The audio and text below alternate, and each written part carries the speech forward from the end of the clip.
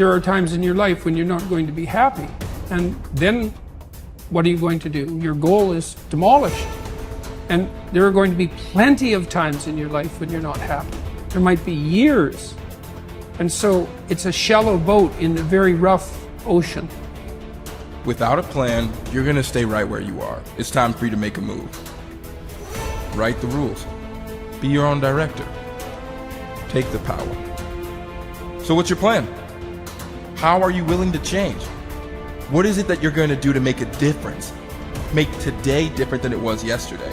What actions are you willing to take?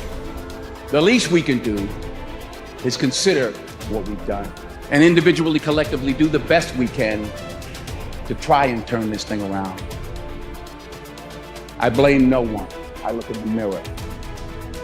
On the other side of it, what an opportunity we have, because tomorrow's the first day of the rest of our lives. So what an opportunity we have.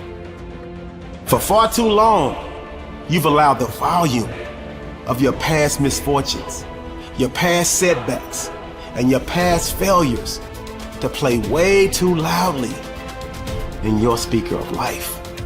I need you to turn down your past failures and make room to turn up your future success.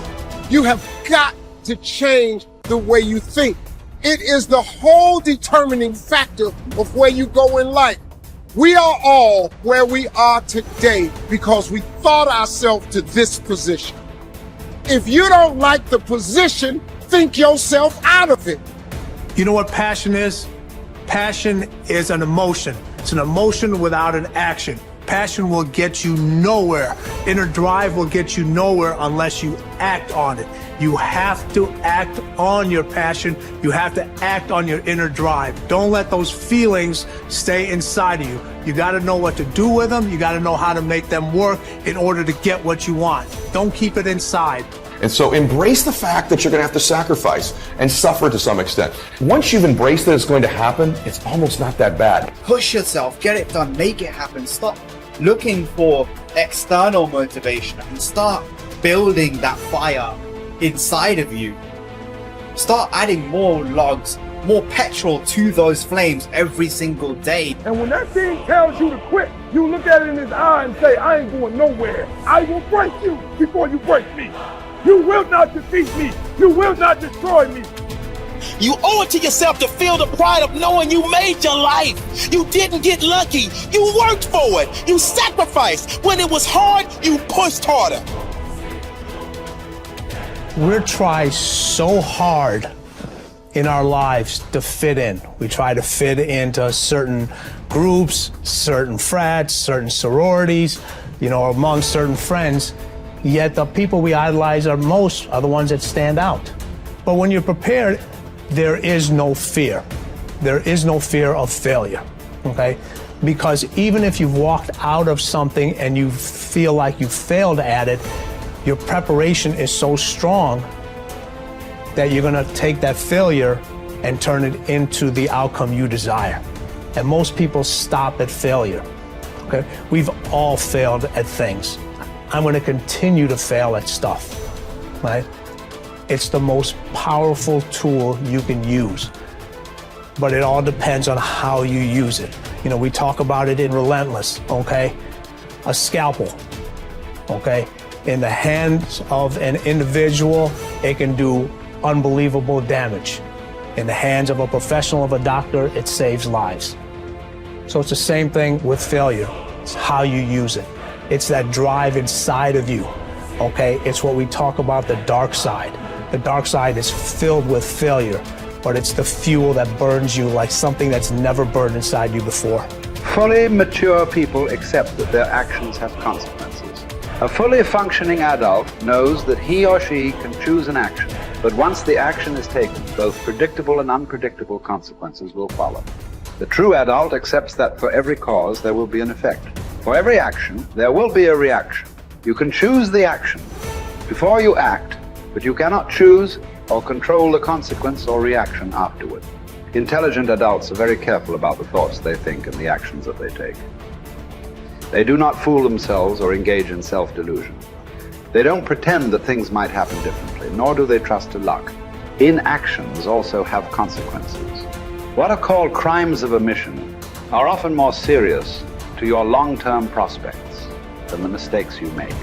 Omitting to think through your values, set clear goals, make plans, commit to excellence, and so on, can be disastrous to your possibilities of great success. The starting point of success is the acceptance of reality. What cannot be cured must be endured.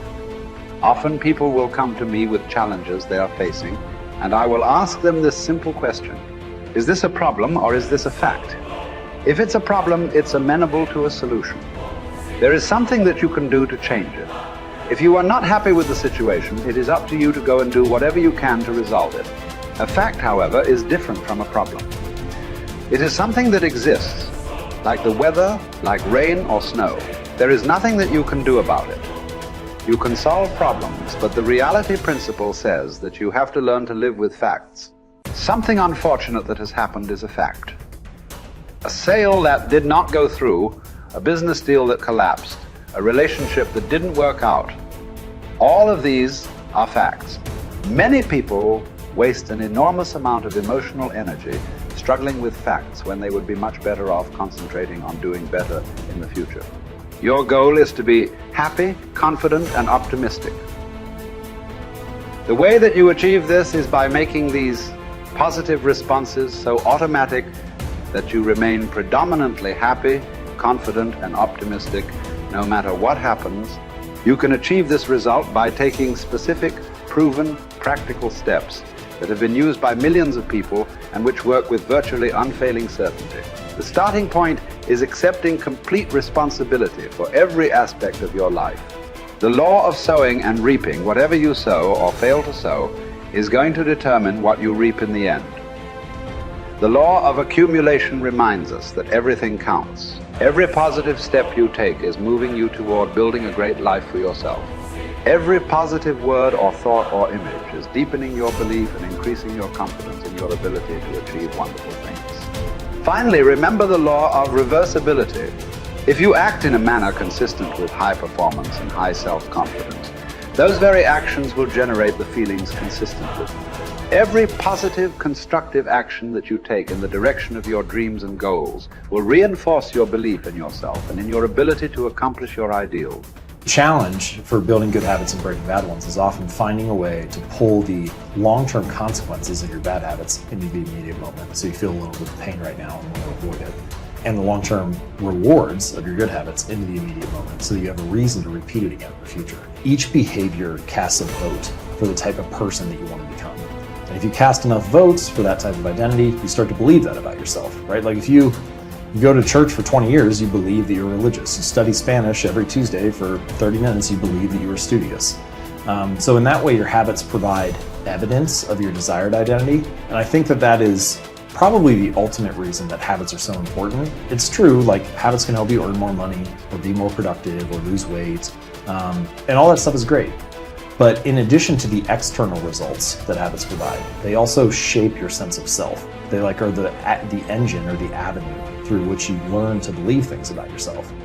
You have to have just one thing in mind: keeping on track, closing out all the noise and the clutter that gets in your way. You've got to identify your target. Let nothing stand in your way. You've got to keep your eye on the target until you've released the arrow. Let nothing capture your attention unless it's in the best interest of your ambition. If you don't keep your mind on what you're doing, if you don't keep focused on the task at hand, it could slip right on by you. Wherever you are, be there. Whatever you're supposed to be doing for the moment, do it. You can't be thinking of everything you have to do at one time, all the time. You have to concentrate on just one thing at a time. One project, one job. You have to take it one task at a time and complete it. Do what you've set out to do. Keep your mind only on that one task. Why? If you don't, you won't accomplish anything. Concentration takes a lot of discipline. It takes a lot of discipline to demand privacy, to keep the do not disturb sign on your door while you're in the middle of an important job. It takes a lot of discipline not to answer the phone every time it rings at home. That's why they make voicemail and answering machines, so you don't have to answer the phone every time it rings. Your family will appreciate an uninterrupted dinner hour. Your night work will get done a whole lot faster. Concentrate on the work at hand and demand of yourself the discipline to stay focused.